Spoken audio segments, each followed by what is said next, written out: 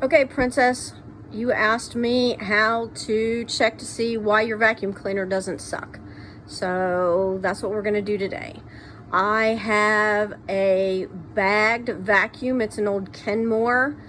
You can see it right here. We'll be taking it apart to see why it doesn't suck. What you'll need is a flashlight of some sort. You can use your phone. You'll need a flathead screwdriver, preferably a long one like this. If you don't have a long flathead screwdriver, you can take and pull apart an old wire coat hanger, unless you're Joan Crawford and you don't have any wire coat hangers in the house, and then you're screwed. And you'll need a Phillips head screwdriver. You'll also need a coffee cup or one of these handy dandy little magnetic bowls to put your screws in, because you don't want to lose them. That would be awful. All right, so I will pull this over and we will take a look and see what the problem is. Now on this one, there are two places where it could be clogged. The very first thing you want to do is you want to check your bag. If you don't have any suck, your bag might be full. And this one appears to be pretty freaking full, so I'll just pull it out. Yeah, it's pretty full. So that's the first thing you want to check. The second thing you want to check, since I pulled the bag out, is you want to look up in here and see, is there a clog there? Is there a clog there? Nope. Doesn't look like it, but we'll take it apart just to be sure and so you can see how that's done. So next place we want to check is we want to flip her over. Easy, easy. Oh, there we go. And we want to check the hole where the dirt sucks up into the vacuum. So what we're going to do is we're going to run our finger along here and see if we can find where the hole is, where it sucks up into the vacuum. That appears to be it right there. So since I can't get my finger in there, I need to take this part, this guard off. And I'll show you how to do that as soon as I can steady the camera. There was one thing I forgot to mention, is that this is a pretty nasty job. So you want to do this on your kitchen floor and put down like some craft paper or a tarp or some plastic or something, because it's going to make a big old mess. You can also wear gloves or safety glasses. I typically don't, or a mask, because it could create a lot of dust depending on how gross it is, how gross your vacuum is. So we have it flipped up and we found our hole, and we can't really get to it and see how much junk is in there because this guard is in the way. So we're going to take it off, and the first thing we need to do is, if you haven't looked at it before, is you need to find how big it is. Some of them are really small and they're only right here. This one is pretty big. It covers the whole bottom of the vacuum cleaner. So I know how to take this off because I've done it a million times. Mine has two clips right here that you just push in. There's a little clip right there and a clip here. And you have to push them in and pull out. Sometimes you have to wool it around a little bit.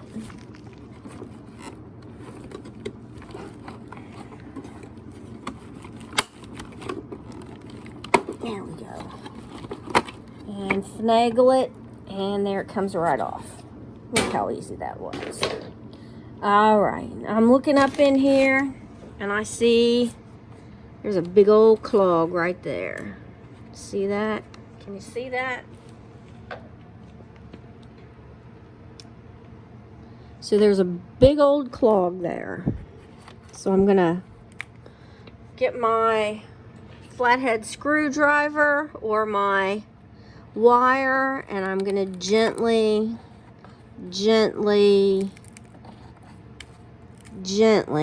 try to pick that out. I'm gonna get my flashlight, shine it up in there, Can I see anything else? Is there anything else in there? It doesn't look like it. But we don't know. So we're going to take apart the other end and see if there's anything in there. While we're down here though, we're going to check and see if the bar turns okay. You can clean off all the hair and whatnot that gets all the cat hair and people hair. Check your belt here. Make sure that it's on the right track, that it doesn't have any, it's not thin in places, it's not chewed up, because that would suck too. That'll keep your bar from turning, and you may not get any dirt up that way. Okay, so I put the vacuum cleaner upright and I turned it around to the back. We need to see where the hose comes in.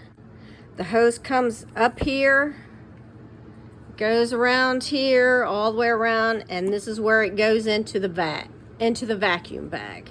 So we need to take this hose off. And if you look at it, you can see there's really no way to take it, like pull it out of here or unhook it or anything. We have to take it off, and we have to take it out through the screws here. That's generally how you'll take stuff apart, is just find out where the seams are. You can see the seam right here. And find out where the screws are. There's something holding it together somewhere, so you can take it apart. So we'll take this down, and I'll take those screws out. I don't know if I can do that with only one hand. It's a Phillips head. So I'm going to get my Phillips head screwdriver and just stick it in there. There we go. Okay, that last little dude, that last screw doesn't want to come out, but he's loose. So he'll just come out with the assemblage. Now the line for the assemblage goes through here, so we want to take off the HEPA filter, and now we're just going to try to pop this off.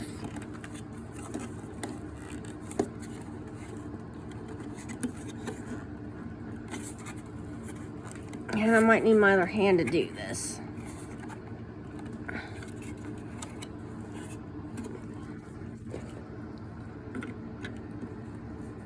Maybe that screw wasn't as out as I thought it was.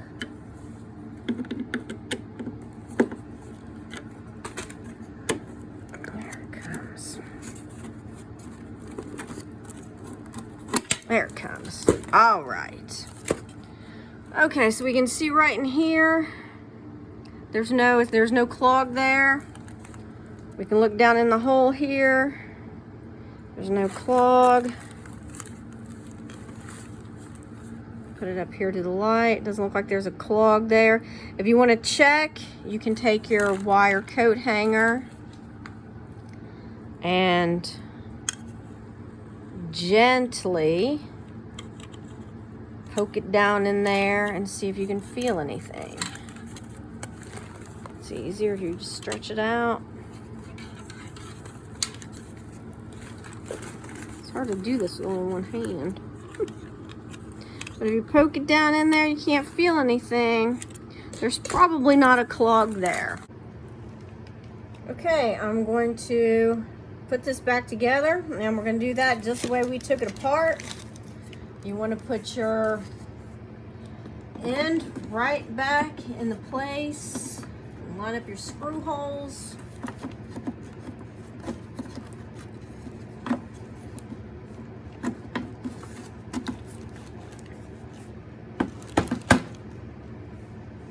And a little bit.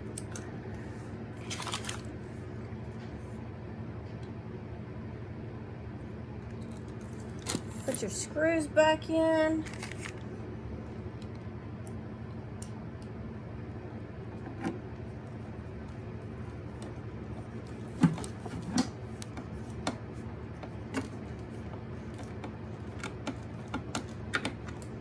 I'm gonna skip this because nobody really want to watch me put in a bunch of screws, so I'll just put them in and then go on to the next step.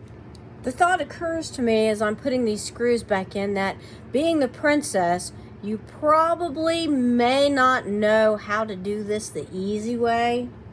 So what you want to do is you want to take your screw, and you want to put it on your screwdriver like such, and you want to fit it on there like this. Now a lot of screwdrivers are magnetic, so it'll stick like that, but in this particular case this one isn't. So what you're going to do is you're going to put the screw on the screwdriver like that, and then you're going to stick it right in the hole. Usually it goes right on in there. Sometimes you might have a little bit of trouble, but at least you're not trying to jam it up in there and hold it in where you're trying to screw it. So that's the easy way to do it. If you have a magnetic screwdriver, it's a little bit easier, but you're still going to have to hold it a little bit when you stick it in there. Okay, so I'm going to put the bottom back on. I have it flipped around to put the bottom back on, and the dog has to inspect what I'm doing. Go on, go on, go on. So I need to put this back on. You can see it's pretty big. This is called the guard, or the guard if you're Eric Von Daniken. So I need to put the guard back on. And what I need to do, since it has these notches here that fit right here, you can see I have to fit these notches here. And then I have these two clips. They go way down here at the bottom. And then I have these two screws that go right here. So I've turned the camera around so you can watch me do this, or attempt to. So I'll fit it in up here first, those little notches. And once that gets in,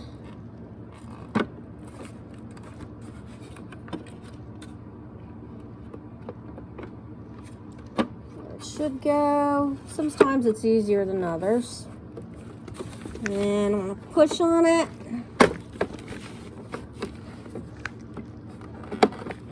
Come on, there you go.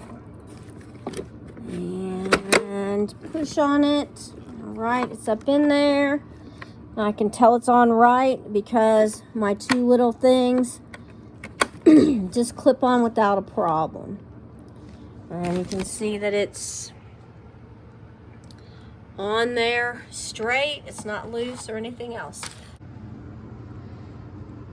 So right as I got done shooting the video and I was taking this apart, the rest of it apart, the cat came over and just decided he was going to lay right in the middle of everything and want attention. Because of course he did. Now he's laying on my foot and I can't get up. So